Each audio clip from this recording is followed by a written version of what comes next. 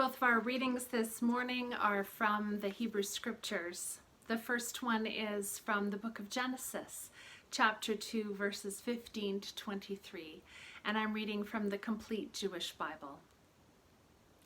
Adonai, God, took the person and put him in the Garden of Eden to cultivate and care for it.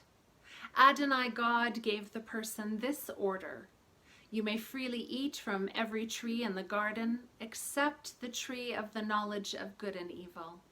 You are not to eat from it, because on the day that you eat from it, it will become certain that you will die. Adonai God said, "It isn't good that the person should be alone. I will make for them a companion suitable for helping them."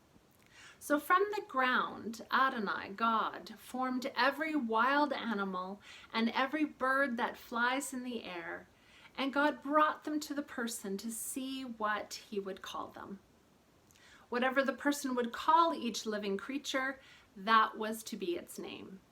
So the person gave names to all the livestock, to the birds of the air, and to every wild animal. But for Adam, there was not found a companion suitable for helping them. Then God caused a deep sleep to fall upon the person. And while he was sleeping, he took one of his ribs and then closed up the place from which God took it with flesh. The rib which Adonai God had taken from the person, he made into a woman person, and he brought her to the man person. The man person said, "At last, this is bone from my bones and flesh from my flesh. She is to be called woman, Isha, because she was taken out of man, Ish."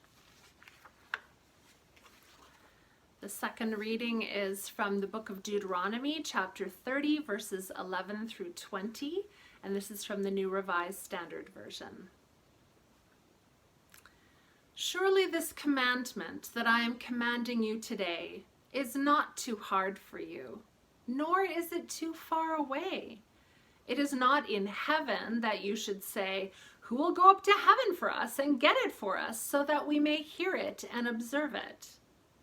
Neither is it beyond the sea that you should say, 'Who will cross to the other side of the sea for us and get it for us so that we may hear it and observe it?' No, the word is very near to you. It is in your mouth and in your heart for you to observe.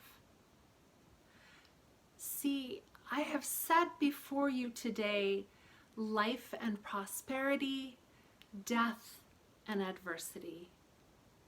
If you obey the commandments of the Lord your God that I am commanding you today, by loving the Lord your God, walking in God's ways, and observing God's commandments, decrees, and ordinances, then you shall live and become numerous, and the Lord your God will bless you in the land that you are entering to possess. But if your heart turns away and you do not hear, but are led astray to bow down to other gods and serve them, I declare to you today that you shall perish. You shall not live long in the land that you are crossing the Jordan to enter and possess. I call heaven and earth to witness against you today that I have set before you life and death, blessings and curses.